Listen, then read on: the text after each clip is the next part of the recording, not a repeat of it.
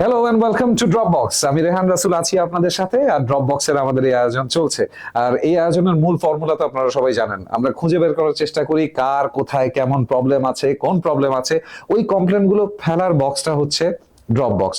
তো এক একজনের এক এক রকম চিন্তা থাকে, এক একজনের এক এক রকম ধারা থাকে। কিছু মানুষ থাকে যারা সব ধারায় চিন্তা করতে পারে, আবার যখন প্রয়োজন পড়ে কাল অনুযায়ী তারা তাদের চিন্তার ধারা বদলেও ফেলতে পারে। ঠিক বদলেও ফেলে না, বলার ধরন তারা বদলে ফেলছে। শব্দে পরিবর্তন আসছে, শব্দকে পরিবর্তন করতে গিয়ে তারা সিনেমা বা নাটকের প্রেক্ষাপট পরিবর্তন করে দিচ্ছে। এরকম কিছু মানুষও আমাদের এই বাংলাদেশেই আছে। তার মধ্যে আমার প্রচন্ড সৌভাগ্য, একজনের সাথে আমার পরিচয় আছে। তিনি হচ্ছেন আর কেউ নেন, আপনারা নাম বললেই চিনবেন, কবির বকুল ভাই। কেমন আছেন ভাইয়া? খুব ভালো আছি, আর বেশি ভালো লাগছে আমার, বা ভালো অনুভব করছি তোমাকে দেখে। কারণ অনেকদিন পর তোমার সামনে বসতে পারলাম, আমাদের একটা বড় আড্ডা হবে, এটা ভেবেই আমার খুব ভালো লাগছে। থ্যাংক ইউ সো মাচ ভাই আমাদেরকে সময়টা দেওয়ার জন্য। যেদিন থেকে এই অনুষ্ঠান আমরা কনসেপ্ট রেডি করছি, তো প্রথম যখন আমাদের শো এর প্রোডিউসার আমাকে বলে যে রেহান ভাই গেস্ট কি ধরনের হতে পারে, আমি শুধু বকুল ভাই, প্রথম নামটা ছিল আমার এটা, তো আমার কেন যেন আপনার নামটাই প্রথমে এসেছে। মেবি আমি ওইভাবে আন্তরিক বোধ করি, আমি আপনার আন্ডারে অ্যাজ অ্যান এমপ্লয়ি কাজও করেছি, এই সৌভাগ্য আমার হয়েছে। তো সেই সব জায়গা থেকে আপনার সাথে আমার পরিচয়টা একটু অন্যরকম। তো আমি একটা বিশেষ জায়গা থেকে শুরু করবো। অনেকদিন আগে যেখানে আমরা একসাথে কাজ করতাম, সেই জায়গায় আমাদের যে সাউন্ড রুমটা ছিল, আপনি একদিন খুব মন খারাপ করে আমাকে একটা সময় বলছিলেন যে রেহান, এত ব্যস্ত থাকি, বেশ কিছুদিন হলো আমি লেখার সময় পাচ্ছি না, কবিতা লেখা হচ্ছে না। কেমন আছেন ভাইয়া এবার বলেন? আমি আমার কবিতা লেখার মতোই আছি। আচ্ছা, মানে ব্যস্ততা, এই শব্দ বলতে গেলেই তখন আমার একটা গানের লাইনই মনে পড়ে যায়, আচ্ছা, যে আজ থেকে 30 বছর আগে লিখেছিলাম, ব্যস্ততা আমাকে দেয় না অবসর। হ্যাঁ, সোলসের একটি বিখ্যাত গান। অসাধারণ গান। তো ওইটা যে কখনো যে নিজের জীবনের একটা পাথেয় হয়ে যাবে সেটা আমি বুঝিনি। এই ব্যস্ততার কারণে আসলে আমি এখন এত ব্যস্ততা, সেটা কর্মব্যস্ততাই বটে। তো যার জন্য আসলে সময় পাই না ওই যে গানের সঙ্গে বসার। কিন্তু তারপরে হঠাৎ হঠাৎ কিভাবে যেন রঙে রঙে রাঙিয়ে দেন সবকিছু, না, এটা কিভাবে হয়? যেহেতু এটাই আমার কাজ, মানে জি, আমি মনে করি আমি একজন গীতিকবি, পূর্ণাঙ্গ গীতিকবি অবশ্যই মনে করি তাই। নিজেকে। সেই জন্য আমার যেহেতু এটা কাজ, তো আমার যখন টান পড়ে তখন তো আমাকে ওইটাই করতে হবে। তো ওই জন্য হয়তো হয়ে যায়, বসে যাই। আমি অনেক ব্যস্ততার মধ্যেও দেখা গেছে যে আমার কাজের অনেক সংখ্যা বেশি ছিল, কিন্তু দেখা গেছে যে কোনো না কোনো ভাবে হয়ে গেছে। এটা আসলে আমি নিজে জানি না কিভাবে জন্য এটা নাজিল হয়ে যায়। এটা কিন্তু মানে এই প্রশ্নটা বিশেষ করে কেন করলাম ভাইয়া, কারণ আমি প্রচুর শিল্পীকে ঝরে যেতে দেখেছি।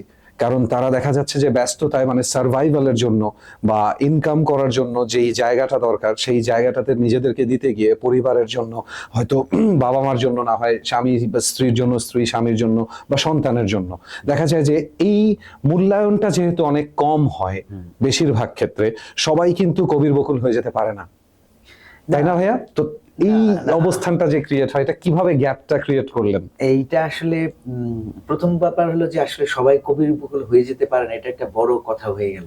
এটা আমি অবশ্যই আপনি বড় মানুষ এত বলেই বড় বলেছি আমি। জায়গায় যেতে পারিনি এখনো আমি শিক্ষানবিশ, এখনো আমি শিখছি। এটা আপনার বদান্যতা, কিন্তু আমরা যখন কেন এই নিঃসঙ্গতা গাই, তখন আমাদের ভেতরে ওই জায়গাটাই আসে যে এই লেখাটা কোন মানুষটা লিখেছে।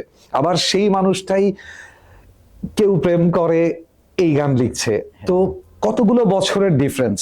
আমার দ্বিতীয় প্রশ্নটা এটাই হবে, একে তো আপনি আপনার প্রফেশনের সাথে, আপনি এত বড় একটা মাধ্যমের সাথে যোগাযোগ রাখছেন, এত সুন্দরভাবে আপনি প্রথম আলোর সাথে খুব সুন্দরভাবে সংযুক্ত, এবং আমি নিজে ওখানে ভিতরে থেকে দেখেছি যে ওখানে আপনার দায়ভারটা কতটুকু, আপনার দায়িত্বটা কতটুকু। আপনার কোনো আসার সময় নেই, আপনার কোনো যাওয়ার সময় নেই, আপনাকে সব দিক মেনটেন করতে হচ্ছে। Media sector, the HR sector, the employees, the people under you, the people over you, সবকিছু। কিন্তু তার মাঝখানে আপনি আপনার গানটাকে রেখে দিয়েছেন। এটা তো আছেই, শুধু রেখে দেননি। আমার প্রথম প্রশ্নটা এই জায়গায় ভাইয়া, যে ওই যে ওই কাল থেকে 80s 90s 2000 2010 20, এখন 24, এতগুলো ডেকেড আপনি প্রত্যেকটা দশকে নিজেকে একটু একটু করে বদলাচ্ছেন, বা ওই দশকের চিন্তা অনুযায়ী লিখে ফেলছেন। কিভাবে, হাউ? আসলে আমি তো আমার পরিচয় দিতে স্বচ্ছন্দ যে আমি একজন গীতিকবি, ঠিক আছে। জি, আমি ট্যাগটা লাগিয়ে চলি। আমি কখনো কোনো টেলিভিশন প্রোগ্রামে গেলে আমি কখনো আমার অ্যাস্টনটা কবির বকুল গীতিকবি, এর বাইরে অন্য কিছু দিতে দেই না। আচ্ছা, আমি একটি পত্রিকার সঙ্গে দীর্ঘদিন ধরে যুক্ত, প্রথম থেকে যুক্ত।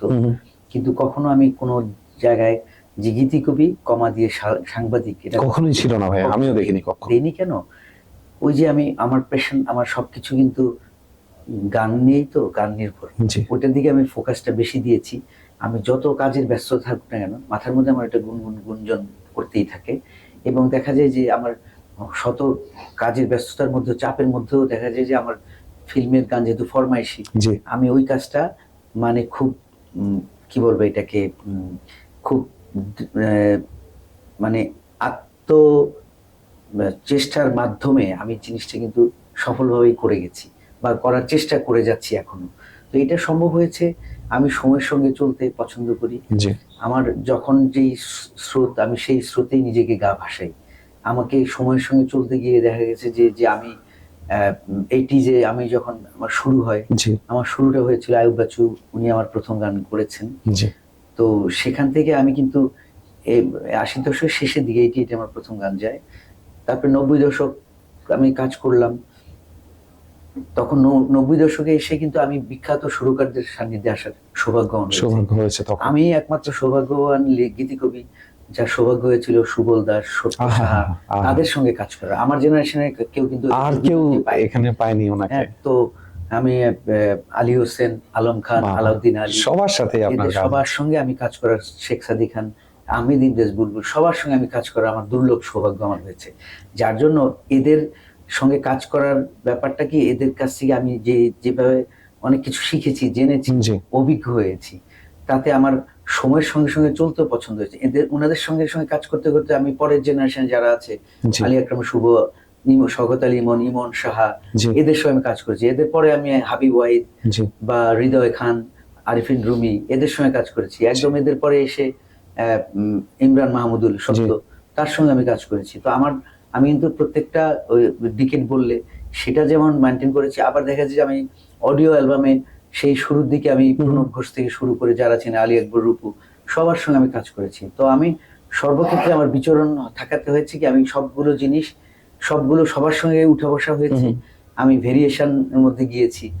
যেমন আলাউদ্দিন আলী যেরকম লিরিক পছন্দ করতেন, আলম খানের লিরিকের পছন্দটা আবার ছিল অন্যরকম। যদিও ছবির গান, কিন্তু ক্ষেত্র বিশেষে কিন্তু অনেক পরিবর্তন হয়েছে। কোন বিষয়টাকে উনি কাব্যিক বা কাল্পনিক বিষয়টাকে কতটুকু কাব্যিক চান, আবার উনি কতটুকু সরল চান, যে সাধারণ মানুষ গাইতে পারে এরকম কথাবার্তা। যার জন্য ফিল্মের গানগুলো আমাদের সরল হয় এই কারণে। তো আমি সবার সঙ্গে কাজ করার অভিজ্ঞতাটাকেই আমার জীবনের মানে অংশ হিসেবে নিয়েছি, যে ওই অভিজ্ঞতাটাকে কাজে লাগিয়ে কিন্তু আমি সামনের দিকে যাচ্ছি। অসাধারণ সুন্দর। পার্থক্যটা কি পেয়েছেন ভাই, একদম ক্যাজুয়ালি যদি জিজ্ঞেস করি, যে একজন আলম খানের জন্য যখন, আমার যার নাম বলতেই আমার ভয় লাগে, ওনার স্যারের জন্য যখন লিখছেন, আবার এই যুগে এসে আপনি হাবিব ওয়াহিদের জন্য যখন লিখছেন, হোয়াট ওয়াজ দ্য ডিফারেন্স, অ্যাপ্রোচের ডিফারেন্স বা কথোপকথনের ডিফারেন্স, সময়ের যে ফারাকটা, এটা কিভাবে ছিল? হ্যাঁ, এটা আবার ছবির গানটা তো আসলে ফরমাইশি গান, পুরোপুরি আমি একজন ফরমাইশি গীতি কবি হিসেবে সেখানে কাজ করি। ফিল্মের গানটার বিষয়টা আমি একটু বলছি, যারা হয়তো বোঝার জন্য আর কি বিষয়টা, যে ফিল্মের গানটা আমরা যখন বসতাম তখন দেখা গেলো একটা ছবির গান আমার যখন হয়তো মিউজিক ডিরেক্টর ফোন করে বললেন যে কালকে সিটিং আছে, মমতাজ আকবর ভাইয়ের ছবির গানের জন্য সিটিং আছে, বসতে হবে। তারপরে আমি পরদিন ওই সময় দিয়ে দিই, এবং ওই সময় গিয়েছি। সেখানে হয়তো ছবির ডিরেক্টর আছেন, স্ক্রিপ্ট রাইটার আছেন, প্রডিউসারও আসছেন, সবার প্রেজেন্সেই গল্প শোনানো হলো। তারপরে গল্পের প্রেক্ষাপট অনুযায়ী আমি গান লিখলাম। এখন অনেক সময় দেখা গেছে যে যে আগে হয়তো শুরু করে ফেলছেন, আমাকে বলে সুরটা করা আছে, তুমি এটার উপর কথা বসাও। কথার কথা, আমি যেমন আলাউদ্দিন আলী, ওনার সঙ্গে আমার প্রথম কাজ 1997 সাল, এবং আমি এর আগে ওনার সঙ্গে আমার কাজ করার সৌভাগ্য হয়নি। আমি যদিও তার 9 বছর আগে আমি অডিও ইন্ডাস্ট্রি মানে মোটামুটি ব্যস্ত গীতিকে কবি হিসেবে ছিলাম, কাজ করেছি। ফিল্মে আমি 94 থেকে ফিল্মে কাজ শুরু হয়েছে। 97-তে এসে আলাউদ্দিন আলী ওনার সঙ্গে কাজ করার আমার সৌভাগ্য হলো। তো আমি যেটা হলো যে আমার যখন আমাদের বাদল খন্দকার এসে আমাকে বললেন যে ভাই আমার ছবিতে আপনাকে গান লিখতে হবে, তখন আমি ভোরে কাজে কাজ করি। উনি তখন মোবাইলের যুগ ছিল না। তো উনি আমার অফিসে খুঁজে এসে অফিসে বললো যে আপনার আজকে সন্ধ্যাবেলা একটু সময় দেন, আমার ছবিতে গান লিখতে হবে। আমি বাহিরে লিখবো অবশ্যই। বললো যে আলাউদ্দিন আলী কিন্তু সুরকার। তো শুনেই তো আমার ওই যে হাঁটু কাঁপা শুরু হয়ে হ্যাঁ, গেছে। একদম। কারণ আমাদের সবারই তো একটা ড্রিম থাকে। জি জি। তো আমার ড্রিম ছিল যে উনার সঙ্গে কবে কাজ করার সৌভাগ্য হবে। উনি আমাকে খুব স্নেহ করতেন, আদর করতেন, কিন্তু কখনো উনার সাথে কাজ করার সৌভাগ্য হয়নি। আচ্ছা তো আমি, বাদল ভাই আমাকে যখন বললেন যে আলাউদ্দিন আলীর সঙ্গে বসতে হবে এবং ছবির 60টা গান, 6টা গানের রেকর্ড হয়ে গিয়েছে, 6টা গান লিখেছেন পুলক বন্দ্যোপাধ্যায়, আচ্ছা। লিখেছেন গাজী মাজহারুল আনোয়ার, মোহাম্মদ বাবা। রফিকুজ্জামান, ওনারা গান লেজেন্ডস। সব লেজেন্ডস। তো তার মধ্যে আমি 6টা গান হয়ে গেছে তাদের লেখা, একটা গান বাকি, ওই গানটা আমার লিখতে হবে, ছবির টাইটেল গান। তো আমি বললাম আচ্ছা ঠিক আছে, এবং আমি সন্ধ্যাবেলা সাস্টেন রেকর্ডিং স্টুডিওতে চলে গেলাম যথারীতি, টাইম দেওয়া ছিল, এবং গিয়ে দেখলাম যে ডিরেক্টর বাদল খন্দকার আছেন, আলাউদ্দিন আলী উনি তো আছেনই, জি। তারপর আরো মানুষ টানুষ ছিল, ফিল্মের যেটা সিটিং হয়। তারপর আমাকে বললো ছবির এটা কোনো সিকোয়েন্স, একটা রোমান্টিক গান লিখতে হবে আচ্ছা এবং রোমান্টিক গানের সুর আগে করা আছে। আচ্ছা। তো আলী ভাই একটা সুর মুখ করে রেখেছিলেন, আমাকে ছোট ক্যাসেট প্লেয়ারে ছেড়ে দিলেন, বলে যে শুনে তুমি মুখ লেখো, একটা রোমান্টিক গান, পিওর রোমান্টিক গান। জি। তারপরে আমি সুরের উপর গানটা লিখলাম, প্রথমে একটা মুখ লিখলাম, অনেকটা সময় লাগলো, উনাকে দেখলাম, উনি বলছে হয়েছে ভালোই, দেখো আর কি পারো, আর কি আচ্ছা। আসে। আমি আবার আরেকটা মুখ লিখলাম, ওইটা উনি বললো যে হ্যাঁ মোটামুটি হয়েছে। তারপরে আমি আরেকটা মুখ লিখলাম, আরো একবার লিখলেন। হ্যাঁ, তারপরে আরেকটা লিখলাম, মানে টোটাল 4টা মুখ আমি লিখেছি। আচ্ছা। তো উনি বললো যে 4টাই তুমি, অনেক সময় লেগে গেল, 2 ঘন্টা হয়ে গেছে। তো উনি বললো যে সবগুলো মোটামুটি হয়েছে, আমরা কালকে শ্রুতি 2 স্টুডিওতে রেকর্ডিং হবে, তুমি দুপুরে দাওয়াত এসে ওখানে খাবা, আর স্টুডিওতে এসে তখন তুমি, আমরা ট্র্যাক করতে থাকবো, তুমি এদিকে বসে বসে গান লিখবে। এত ইনস্ট্যান্ট। Hand stand. তো ওই 4টা কিন্তু ওকে করেননি, উনি বলছে মোটামুটি হয়েছে, কালকে তুমি এসে আবার বসবা। আচ্ছা আমি যথারীতি দুপুরে চলে গেলাম, একটু গল্পটা বড় হবে আর কি, প্লিজ একটু প্লিজ বলতে চাই। বলেন। তারপরে আমি স্টুডিওতে গেলাম, দেখলাম আলাউদ্দিন ভাই ভিতরে বসে সিকোয়েন্স করছেন, গানের ট্র্যাক করছেন আর কি। তো আমি যথারীতি ছোট একটা অফিস রুম ছিল শ্রুতি 2-তে, সেখানে বসে গেলাম কাগজ কলম আচ্ছা। নিয়ে। তারপর আমি গানের মুখ একটা লিখলাম, লিখে আমি কি করবো, সাহস হচ্ছে না, যে কালকে 4টা মুখ লিখছি, কোনটাই উনি বলছে, আমাকে বলছে হ্যাঁ হয়েছে মোটামুটি। ওই আনন্দ দেখতে পাননি তার? হ্যাঁ, মানে এটা যে শিওর শট বা এটা কনফার্ম, এটা করেননি উনি না। আমাকে। তো আমি তো শিওর যে ওই 4টা তো রিজেক্ট। তো আমি একটা মুখ লিখলাম, তো সাহস পাচ্ছিলাম না, বাদল খন্দকার ডিরেক্টর, ওনাকে জি। গেলাম, বাদল ভাই আমি তো একটা মুখ লিখছি, দেখেন তো। তো উনি মুখটা দিয়ে বললো যে বাহ, কথাটা তো নতুন আছে। উনি এবার তাড়াতাড়ি কাগজ নিয়ে আলী ভাইয়ের ভিতরে চলে, আলী ভাই কিবোর্ডে তখন সিকোয়েন্স করছিলেন, বললো যে বকুল তো আরেকটা মুখ লিখছে, দেখেন এটা কেমন হয়েছে। তা আলী ভাই তারপরে গুনগুন করে বাহ ডান, এটা হয়ে গেছে। তো হয়ে গেছে, আমি বললাম যে ভাই অন্তরা সুর তো আপনি দেননি। অন্তরা সুর করা লাগবে না, অন্তরা তো আছে, লিখে ফেলছো তো, তুমি কালকে 4টা লিখছো না, 4টাই 2টা করে দিও অন্তরা। বাহ। এবং ছবির গান হয়ে গেল, এবং তারপরে সন্ধ্যাবেলা ট্র্যাক হলো এই গানটি। তখন আবার আমি নাম বলছি শেষে, আমি ওই জন্যই অপেক্ষা করছি এবং সবাই অপেক্ষা করছে গানটা কোনটা জানার জন্য। এই জন্য একটু গল্পের মতোই করে বললাম, একদম মজাই পায়। বিউটিফুল। তারপরে আমি আলী ভাইয়ের সঙ্গে আমার প্রথম কাজ কিন্তু। আচ্ছা তারপরে আমি সন্ধ্যাবেলা যথারীতি কনক চাপা এসে ভয়েস দিলেন, এবং মেইল ভয়েস দেওয়ার কথা ছিল আয়ুব বাচ্চুর, আচ্ছা তিনি শোতে বাইরে ছিলেন বলে দেয়া হয় নাই, তার ভয়েসটা ডামি ভয়েস দিয়ে গেলেন রেশাদ। এবং আচ্ছা গানটা ওই রেকর্ড করার পরে ইন্ডিয়া কলকাতা পাঠিয়ে দেওয়া হলো, সেখানে ছবির শুটিং হবে। আচ্ছা ছবির নায়িকা হলেন ঋতুপর্ণা, আচ্ছা। আর নায়ক ছিলেন, প্রথম নায়ক ছিলেন আমিন খান, কিন্তু আনফরচুনেটলি আমিন খান আবার শুটিং থেকে চলে আসছে, এখন ওরা বিপদে পড়েছে, পরে হেলাল খান দাঁড়িয়ে গেলেন, হেলাল খান, ঋতুপর্ণা, এবং গান ওরাও শুটিং, এগুলো পরে গল্পগুলো শুনেছি। এবং 1 সপ্তাহ পরের সপ্তাহে শুক্রবারে এসে আয়ুব বাচ্চু ওই গানের ভয়েস দিলেন। তারপর ছবি মুক্তি পেল, এক গানের জন্য ছবি সুপারহিট। ছবির গানটি হলো আকাশ ছুঁয়েছে মাটিকে, আমি ছুঁয়েছি তোমায়, প্রজাপতি ছুঁয়েছে ফুল, তুমি ছুঁয়েছো আমায়, সাগরিকা বেঁচে আছি তোমারই ভালোবাসায়।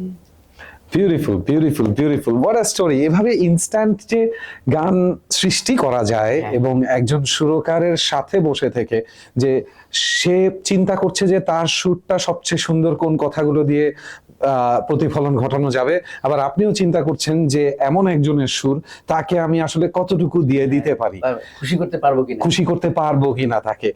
অসাধারণ। এখন ওই ছবির আর কোনো গান হয়নি, শুধু এই একটা গানই, এক গানই সুপারহিট, এবং ছবিও সুপারহিট। গানের জন্য না হেলাল খান আমিন খান ছিল ওই জি। জায়গায়, উনি নাই দেখে হেলাল খানকে দাঁড় করে দিয়ে শুটিং করে নিয়ে আসলেন, পরে হেলাল খানও সুপারহিট। তো এরকম আর কি। বিউটিফুল বিউটিফুল ভাইয়া, এরকম আরো অনেকগুলো গল্প এরকম আছে প্রচুর। অনেক আছে, আমি জানি। আমি কিছুটা কিছুটা কখনো কখনো আপনার মুখে থেকে শোনার আমার সৌভাগ্য হয়েছে। এবং মজার ব্যাপার হচ্ছে যে আমি আপনার সাথে যে একটা গান করি আপনার সুরে এবং কথায়, আমার কিন্তু ওই দিন এই অনুভূতিটা হচ্ছিল বারবার, ওইটা আমি আবার একটু যে বলি। আমি আপনার সুর কথায় যে গান গাইবো, আমার ভিতরে নার্ভাসনেস শুধু আমি জানতাম ভাইয়া না, ওই আর সময়। আমি বলি যে আমি রেহান রসুল, তোমার সঙ্গে আমার পরিচয় হওয়ার আগে থেকেই তোমার গানটা, আমার তোমার যেই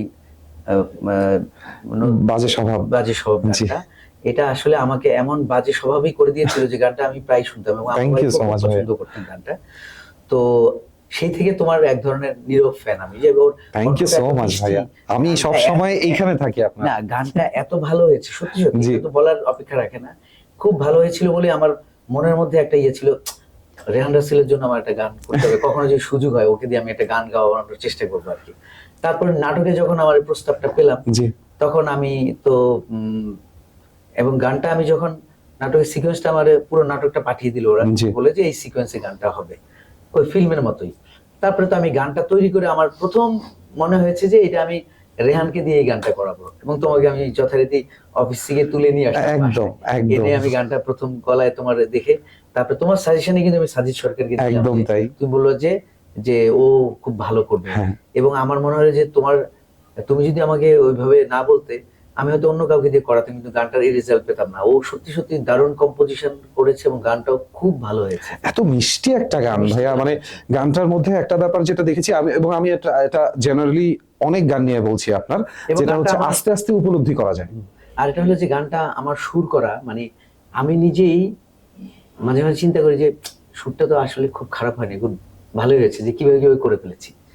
তো এইটা খুবই সুন্দর ছিল। আপনি গাড়িতে ড্রাইভ করতে করতে অলমোস্ট আপনার সুরটা মাথায় আসছিল, আমার মনে আছে। আমি পাশের সিটে বসে জাস্ট দেখছিলাম যে একটা মানুষ ড্রাইভ করছে, তার মাথায় সুর চলছে, কথা চলছে, সে আমার সাথেও কথা বলে যাচ্ছে, ইন্টারাকশন করে যাচ্ছে, আর গানের শুরু হয়ে যাচ্ছে।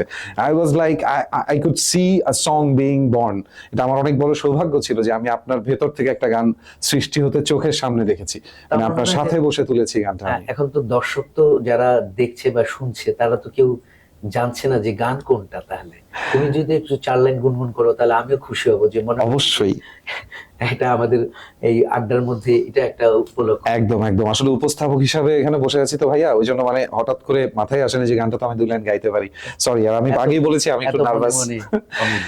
এত মনে মনে অমিল, এত কথার কাটাকাটি, তবু ইচ্ছে করে তোমার হাতটি ধরে ভালোবাসার পথে হাঁটি। আর খুব করে চাই, খুব করে চাই আমি তোমার হয়ে যাই। আর খুব করে চাই, খুব করে চাই আমি তোমার হয়ে যাই। বাহ আমি তোমার হয়ে যাই। বাহ। ভাইয়া এত সুন্দর এই গানটা। আমি কিছুদিন আগে একজন যখন আমাকে গভীর রাতে আমার প্রেমিকা যখন আমার কাছে গান শুনতে চাইলো, আমি আমার অনেক গানের মাঝখানে এই গানটা খুঁজে পেলাম, যে এই গানটা ওই শান্তিটা ধারণ করে, যে এই শান্তিটা এখন অনেক গানে পাই না। তো হ্যাঁ, টুকরো টুকরো স্মৃতি। এত টুকরো টুকরো খুনসুটি, খুনসুটি। তাই না? খুনসুটি শব্দটার ব্যবহার কত সুন্দরভাবে এখানে করা হয়েছে। এই গানটার মধ্যে অনেকগুলো শব্দই আছে যেগুলোর মধ্যে মানে নতুন ব্যবহার এবং এত সুন্দর করে এসছে। এবং এটা আপনার লেটেস্ট লিরিকটাতেও আমি বেশ কিছু পেয়েছি, সেটা নিয়ে আমরা একটু আলোচনায় যাব। কিন্তু তার আগে ভাই একটা প্রশ্ন করতে চাই। এই যে সুরকারের সাথে যে সম্পর্কটা সৃষ্টি হয় একজন গীতি কবির, একজন গায়কের, এই সম্পর্কটা আমার কাছে কেন যেন মনে হয় আপনি যেই কালের কথা বলছিলেন তখন অনেক আন্তরিক ছিল। কিন্তু এখন এই যে আমি আপনার সাথে যখন ছিলাম গানটা সুর করা অবস্থায়, আমি কিন্তু আর কখনো এই অ্যাম্বিয়েন্সটা পাইনি ভাইয়া, যে একসাথে আমরা বসে প্ল্যান অনুযায়ী যে এমন হওয়া উচিত, লিরিকটা এভাবে করে হওয়া উচিত, এই গেটটা এভাবে গাইলে ভালো লাগবে, এই যে বিস্তারিত আলোচনা নিয়ে একটা গান সৃষ্টি করার জন্য দলবদ্ধ হয়ে বসা 3-4 জন মানুষ, including the director, sometimes even the actor. আপনারা তো ওই সময়টাও দেখেছেন যখন অ্যাক্টরও ইনভলভ ছিল, নায়ক মান্না ভাই, তাই না?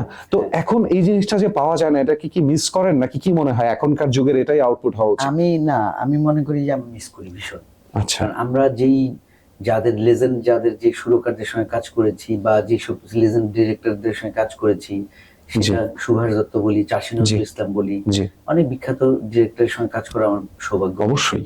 তো আমি যেটা দেখেছি, ওনারা কখনো এই যে সিটিং ছাড়া একটা গান টেলিফোনে বলে দিলাম আর গান হয়ে গেল, এই প্র্যাকটিস তাদের কখনো ছিল না বলেই তাদের গানগুলো চিরসবুজ। গানগুলো এখনো আমাদের হৃদয়ে বসে আছে, একদম গেঁথে আছে, একদম। বাসা বেঁধে বসে আছে, একদম। ঠিক আছে। তো এটা কেন হয়েছে, ওরা প্রত্যেকটা, আমি সুভাষ দত্তের সঙ্গে যখন কাজ করেছি দেখেছি আমি 6 তলা বাসায় থাকতাম, তো উনি লিফট ছিল না তখন, জি উনি 6 তলা সিঁড়ি বেয়ে উঠেছেন, উঠে আমার সঙ্গে তবু বসবেন আগে গান নিয়ে। ছেলেটি কার, তার লাস্ট ছবি, চ্যানেলাই থেকে, আচ্ছা প্রেস টেলিফিল্ম থেকে আসছিল।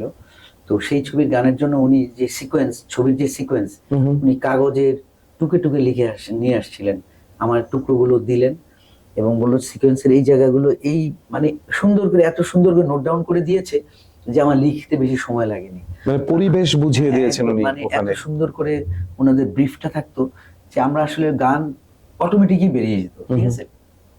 তারপর তো সেখানে ধর না, একটা গান লেখার পরে সেটা ডিরেক্টরের পছন্দ হতে হবে, তারপরে সুরকার আবার সুর করলো, সুরটা আবার পছন্দ হতে হবে, অনেক কিছু আমরা গবেষণা করে কিন্তু একটা গান নির্মাণ হতো।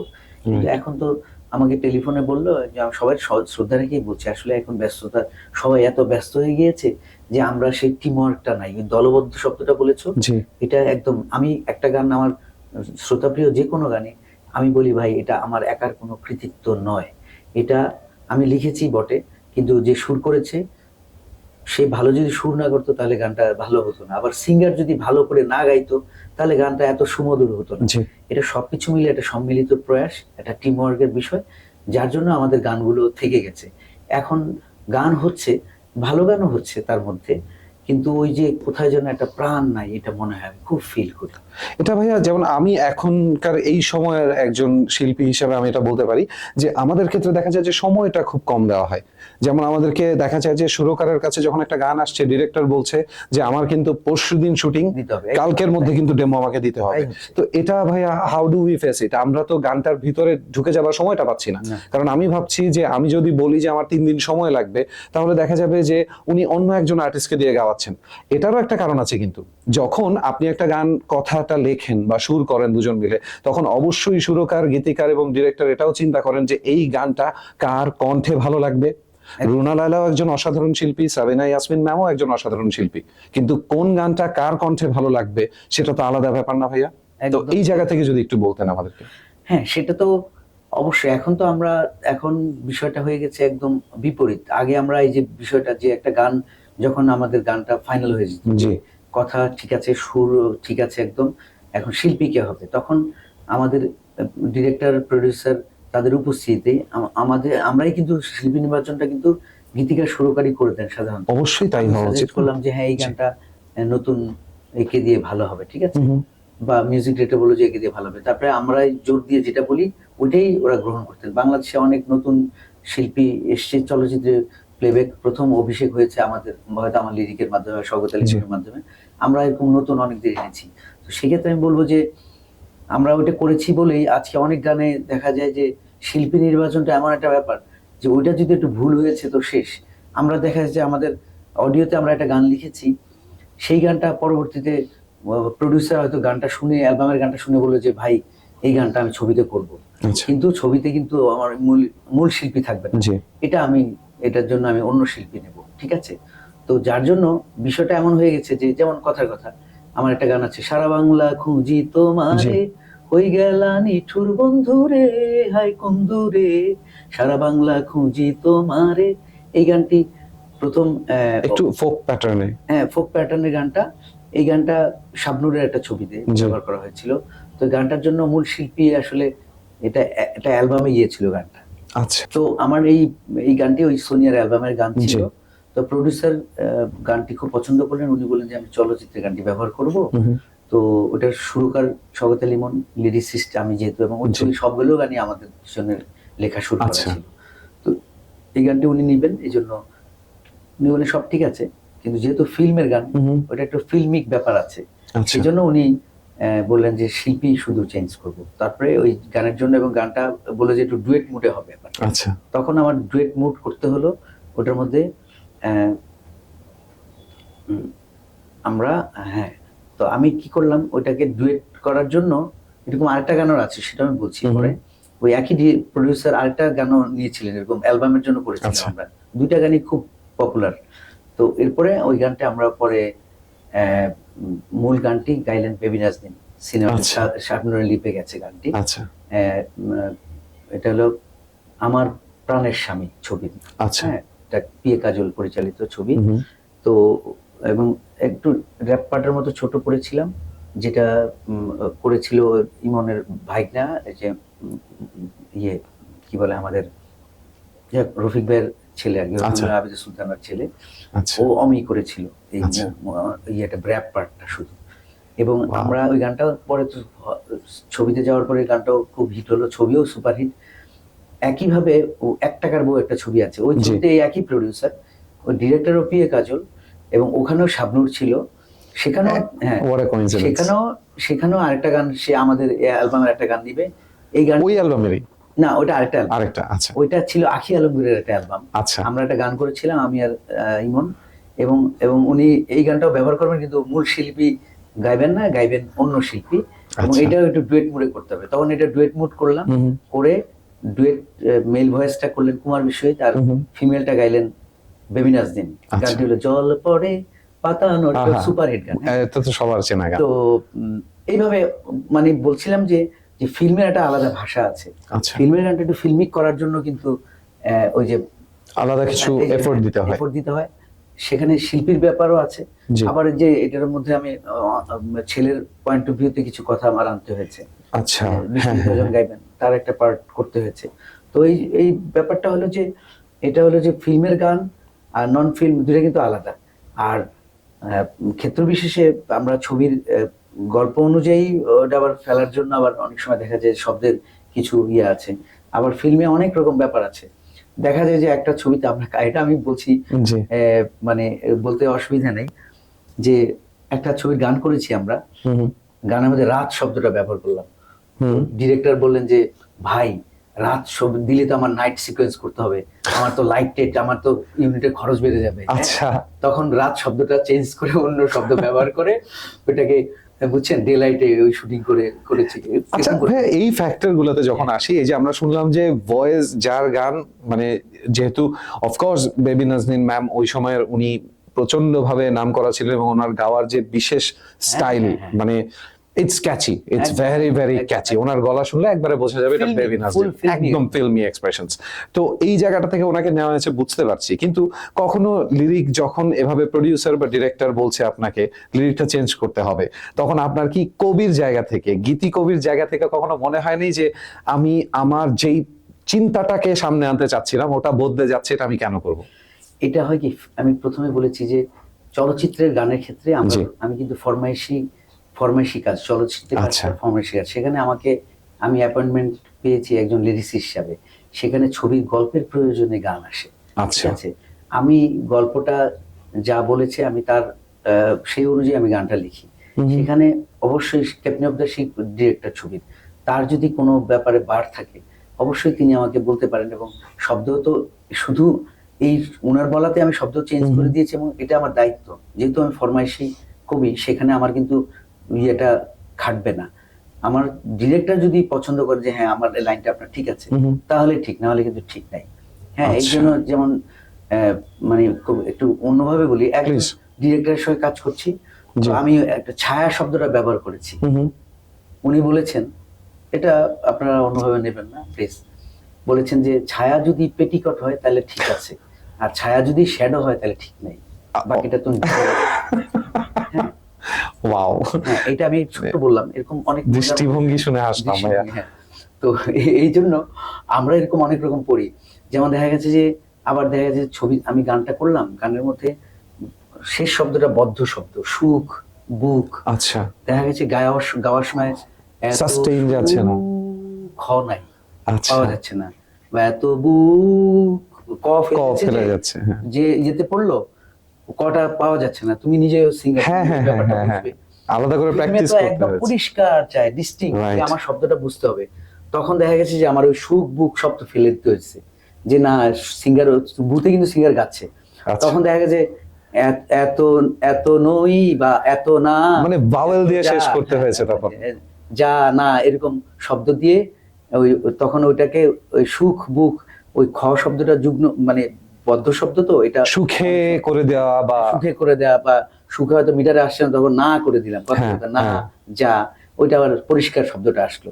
তো এরকম অনেক এক্সপেরিমেন্ট আমাদের করছে, যারা চলচ্চিত্রে আমরা কাজ করেছি, আমাদের জি। নানান রকম বিচিত্র অভিজ্ঞতা হয়েছে। এটা আমাকে কিন্তু একদম ঋদ্ধ করেছে আরো কমপ্লিট করেছে আপনাকে। একদম। বকুল ভাই, আরেকটা প্রশ্ন আছে আমার, সেটা হচ্ছে যে most probably you are one of those lyricists who worked with bands and in the film industry and with solo artists, মানে আপনি অনেকগুলো ক্যাটাগরির সাথে কাজ করেছেন। করেছি, কিন্তু করেছি। আপনি পার্থ বড়ুয়ার জন্য যেখানে সোলসের জন্য আপনি লিখছেন, সেইখানে আপনি আবার আলাউদ্দিন আলী স্যারের জন্য আপনি কথা লিখেছেন। তো আমি সবসময়, এটা আমার ব্যক্তিগত চিন্তা, দয়া করে কেউ কিছু মনে করবেন না, আমার ব্যক্তিগত চিন্তা, আমি দেখেছি যে ব্যান্ডের শিল্পীদের এবং সিনেমায় যারা কাজ করেন তাদের মধ্যে একটা ইগোর খেলা সবসময় চলে। হ্যাঁ, যে ওরা তো কমার্শিয়াল কাজ করে, আর ওরা বলছে এরা তো ক্লাসিক্যাল না জেনেই গান করে, এই ধরনের একটা কিছু ইগোর খেলা চলে। তো আপনি এই দুটাতে কিভাবে ব্যালেন্স করলেন নিজেকে? আমি যে ওই ইগোর মধ্যে নাই, আচ্ছা। পেরে গেছি। আমি তো আমার ব্যান্ডের গান লিখতে হবে, আমি তখন আমার মতো করে কেন এই নিঃসঙ্গতা লিখে দিলাম, জি। ঠিক আছে। এমন সময় এই লিরিকটা লিখলাম 94 সালে, এই 30 বছর আগের গান, কিন্তু এখন হ্যাঁ। 2024 এসে ওয়াও, বলছি। 30 ইয়ার্স, হ্যাঁ, এবং কংগ্রাচুলেশনস ভাই। কাছে, থ্যাংক ইউ। জি। এই এটা মোনা টাওয়ার, এই যে মোনা টাওয়ার একটু সামনে, একটু সামনে। জনগণের একটু একটু পর। আগে। মোনা টাওয়ারে পার্থ বড়ুয়া থাকতেন, জি। এখনো ওখানেই থাকেন। আচ্ছা আচ্ছা। এখানেই আমার এই সৃষ্টি, এই যে কেন এই নিঃসঙ্গতা ব্যস্ততা আমাকে দেয় না, অবশ্য দুটো গানই এখানে সৃষ্টি। তো এইটাও যেমন ওই সময় আমি এত আধুনিক শব্দ ব্যবহার করেছি, ওই সময় কিন্তু এত আধুনিক শব্দ নিয়ে গান করান, কেন এই নিঃসঙ্গতা, কেন এই মৌনতা আমাকে ঘিরে, কেউ না জানো কার কারণে, কেউ না জানো কার স্মরণে, কোন পিছুটানে, তবুও জীবন যাচ্ছে কেটে জীবনের নিয়মে। এটা মানে গানটার মধ্যে একটা অন্যরকম ইয়ে আছে কিন্তু। এই গানটা সবার রক্তে রক্তে থাকবে, কারণ প্রত্যেকজনের জীবনের সাথে এটা সম্পর্কিত। মিলে যায়, এবং অনেক জায়গায় আমি হেডিং হতে দেখেছি, তবুও জীবন যাচ্ছে কেটে জীবনের প্রচুর। নিয়মে। ঠিক আছে, তো আমি নিজে কত ছবির ক্যাপশন দিছি, হ্যাঁ আমি জানি। আবার ওই যে আমার ব্যস্ততা আমাকে দেয় না, অবশ্যই এটা একদম, heading হয়েছে একদম। অনেক সময়। তো এটা আমি ক্রেডিট নিচ্ছি না, এটা আমি লিখতে গিয়ে এটা হয়ে গেছে। তো আমি তখন চিন্তা করেছি, আমি যখন 94 সালে লিখছি, তখন আমি অডিও অ্যালবামে খুব মানে দু হাতে লিখছি আর কি। তখন ওই সময় আমার এই ব্যান্ডের গান, এবং তখন একটা চ্যালেঞ্জের মধ্যে ছিল যে তপন চৌধুরী তখন মাত্র সোলস ছেড়ে গেছেন, এবং লাস্ট সুপারহিট এ এমন পরিচয় অ্যালবাম দিয়ে গেছেন, হ্যাঁ। এক গানে সুপারহিট। Super duper. এরপর এসে সেটার হাল ধরলেন পার্থ বড়ুয়া। এখন সোলসের এত মন শুধু মন যে কত মাইলস্টোন, ধাপটা এখানে। তো এটা এই জায়গায়, সেই জায়গায় পার্থ বড়ুয়া সেটা হাল ধরেছেন, এবং সেই অ্যালবামটা শ্রোতাপ্রিয় হবে কিনা এটা খুব সন্দেহ। বড় ব্যাপার ছিল, কারণ Souls was the example band after Renaissance. Souls was the example band. হ্যাঁ, আফটার রেনেসার জন্ম সোলসের পরে আর কি, মানে সোলস থেকে রেনেসা হয়েছে। নকিব খান ওনারা সোলসে ছিলেন। এটা আমার জানা ছিল না ভাইয়া, আমি ভুল ইনফরমেশন দিচ্ছিলাম, সরি, এটা আমার জানা ছিল পিলু না। খান এন্ড নকিব খান দুই ভাই, আচ্ছা। ওনারা কিন্তু সোলসে ছিলেন প্রথম দিকে। আচ্ছা, মন আচ্ছা, শুধু আচ্ছা। মনসুজে কিন্তু ভাইয়া সোলসে আসলে কে ছিল না?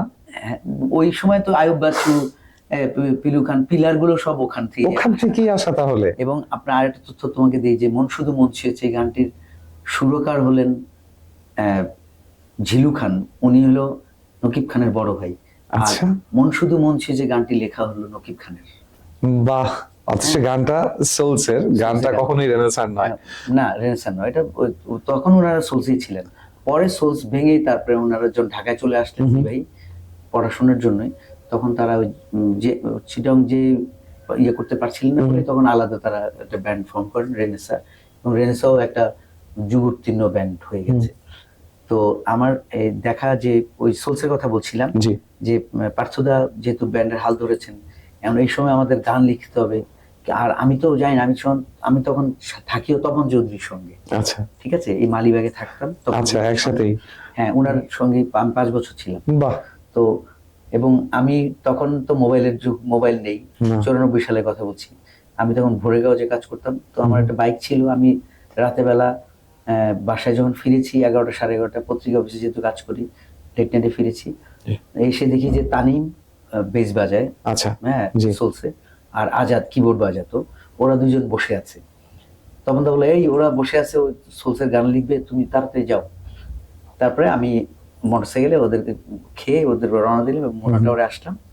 এসে ওখানে প্রথম আমি লিখি সোলসের ব্যস্ততা আমাকে দেওয়া অবসর। এবং আমরা যে প্রাত্যহিক জীবনে আমি আসলে আমাদের প্রাত্যহিক জীবনে যে শব্দগুলো ব্যবহার করি, এগুলো দিয়ে গানের মধ্যে আমি কিন্তু তোমার সঙ্গে আমি কথা বলছি, একটা ভালো শব্দ পেলে আমি কিন্তু পিক করি।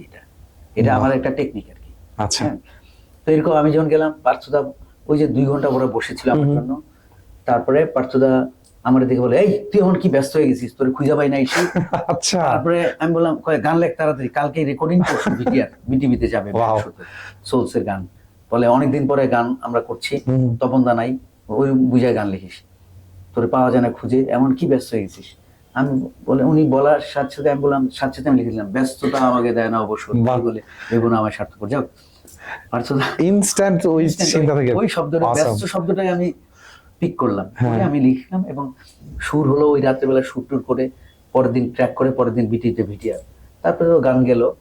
এর 2 মাস পরে আবার গিয়ে দেখি যে ওই বাসায় রাত্রেবেলা ফিরেছি, দেখি তানিমার আজাদ বসে আছে। কি ব্যাপার পার্থদা, আবার আপনাকে ডেকেছে, আমাদের জরুরি গান করতে হবে। আবার মোনাটাওয়ারে আসলাম রাত্রেবেলা। আচ্ছা, তারপরে এসে এই গান, ওই দিন এসে কেন এই নিঃসঙ্গতা ফ্রি হ্যান্ডে লিখেছি আগে, একদম। কেন এই নিঃসঙ্গতা, কেন এই, ওটা কি আপনি লেখার পরে শুরু হয়েছিল? হ্যাঁ লেখার পরে। আচ্ছা। আমাকে বলে তাড়াতাড়ি একটা গান দে, এই কালকে পরশু গীতিপিচিতে যাবে, তখন গীতিপিচিতে খুব সুপারহিট মানে জনপ্রিয় অনুষ্ঠান বিটিভি। তা আমি বসে বসে কেন এই নিঃসঙ্গতা, কেন এই মৌনতা আমাকে ঘিরে, কেউ না জানো কার কারণে কার স্মরণে কোন, কেউ না জানো কার কারণে কোন পিছু টানে, তবু জীবন যাচ্ছে কেটে জীবনের নিয়মে। পার্থদা মুখটা দেওয়ার পরে দেখে উনি সুর করলেন, করে বলে যে কেউ না জানো কার কারণে, এরকম আরেকটা লাইন লাগে, তুই আরেকটা লাইন দেখতো। তখন আমি দিলাম কেউ না জানো কার কারণে, কেউ না জানো কার স্মরণে, কোন পিছু টানে তবুও জীবন যাচ্ছে কেটে জীবনের নিয়মে। ওই মিটারে আমি আরেকটা লাইন শুধু বাড়িয়ে দিলাম। তারপরে তো পুরো গান আমরা করে রাত 4টার সময় গান কমপ্লিট হলো। তারপর পরের দিন মিউজিক ট্র্যাক করে, তারপর দিন বিটিভিতে। তো আমাকে বলছে দুপুরবেলা আসিস, আমি বিটিভিতে দুপুরবেলা গেলাম, দেখি বিটিভির গোডাউন ঘর একটা আছে, গোডাউন আছে আচ্ছা। পেছনে ছিল, ওখানে এটার ভিডিআর হচ্ছিল। ফিরোজ মাহমুদ ছিলেন গীতিবিজয়ের প্রডিউসার। তো শুটিং এক পর্যায়ে একটু থামলো, আর সাথে সাথেই রনি বড়ুয়া মারা গেছেন, ড্রামার ছিলেন সোলসের। জি, আর জি। নিয়াজ ভাই বেস বাজাতেন। আচ্ছা। নিয়াজ ভাই, ওনারা দুজন দৌড়ে এসে আমার জড়ায় ধরছে, বলে যে আরেকটা মন শুধু মন ছুঁয়েছে আমরা পেয়েছি নিঃসঙ্গতা। বাহ। তখন মাত্র ভিডিআর হচ্ছে, উনি কিন্তু এই মন্তব্যটা করেছেন আমার রনি ভাই। রনিতে বললেন যে বকুল আজকে উনি নাই, আমি শ্রদ্ধা করে স্মরণ করি। তো বললেন যে এই গানটা আমরা আরেকটা মন শুধু মন ছুঁয়েছে পেয়েছি। তা আমি আসলে ঠিক বুঝে উঠতে পারি নাই। তারপরে গীতিবিচরে যাওয়ার পরে তপনদার ভাইসটা শুদ্ধ ছিল। আচ্ছা, তো ও ছোট তখন, ওর 4 বছর এরকম। ও ওই আমি এটা গীতিবিচরে যাওয়ার পরে আমি রেকর্ড করে রেখেছিলাম। তো রেকর্ড করে আমি ওই ভিসিআর ছেড়ে শুনতাম আর কি। তো ও প্রত্যেকদিন বাসা বাঁধে এসে দেখতাম যে ও ওইটা ভিসিআর ওটা ছেড়েই ও লাফাচ্ছে স্প্রিং এর ওই সোফার মধ্যে, লাফাচ্ছে আর গান গাচ্ছে, কোন সুতার টানে, মানে কোন পিছু টানে না বলে কোন সুতার টানে সে তার মতো। তখন আমাকে বললেন যে তোমার এই গান সুপারহিট হবে, দেখো। অবশ্যই। এবং তাই হয়েছে। এবং আমি তো মনে করি যে এখনো আমার যদি কোনো একটা গান যদি বেঁচে থাকে, এই গানটা বেঁচে থাকে। ওয়েল, আজকের পর্ব আমরা এখানেই শেষ করব। আমরা সময়ে সম্পূর্ণ কখনোই বকুল ভাইয়ের সাথে হবে না, আরো অনেক কিছু জানার আছে। পরবর্তীতে কোনো না কোনো একটা এপিসোডে অবশ্যই বকুল ভাইকে নিয়ে আসা হবে এবং আরো গানের পেছনের যে গল্পগুলো, ইন্টারেস্টিং ইনস্ট্যান্ট স্টোরিজ, কিভাবে টাচ করে ক্রিয়েট হয় একটা গান, বা কতটুকু সময় লেগে যায়, বা কি চলতে না থাকে সবকিছুই আমরা জানবো। আজকের মতন এখানে শেষ করতে বাধ্য হচ্ছি, সময়ের একটা স্বল্পতা তো থাকে এই জন্য। তবে বকুল ভাইয়ের জন্য আমাদের বিশেষ একটা গিফট আছে ভোল্যান্টসের তরফ থেকে, ড্রপ বক্সের তরফ থেকে, অ্যাডপ্লাগ বাংলাদেশের পক্ষ থেকে ছোট্ট সামান্য একটা উপহার ভাইয়া আপনার জন্য। অনেক ধন্যবাদ, অনেক ধন্যবাদ। Thank you so much, guys. Keep on listening and keep seeing us on @plug Bangladesh. Dropbox is always on. Keep your complaints there to put it here.